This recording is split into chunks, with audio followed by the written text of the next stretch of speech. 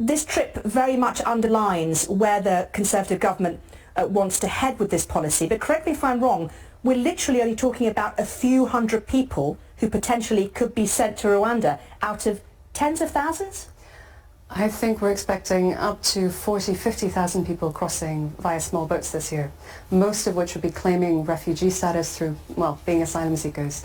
But you're absolutely right. The United Nations has tracked about 200 people every year in Rwanda as going for refugee status. I think ambitiously the UK will initially look to 400 to 500 people, or maybe up to thousands in the future.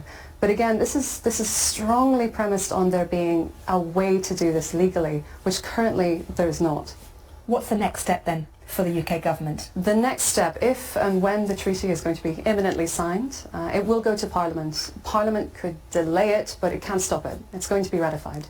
The next step then will be the so-called emergency legislation. Important to remember, there's no such thing as emergency legislation in the UK. However, government can fast-track legislation. The problem, though, for the government is even if it gets through the Commons, and we should know that Sunak faced his first parliamentary defeat, it's not guaranteed to go to the Lords. Ultimately, I think we need to remember, this is not a question of law. Everyone agrees you cannot send someone to a country where they face risk of harm. It's ultimately a question of fact. Is Rwanda safe enough right now?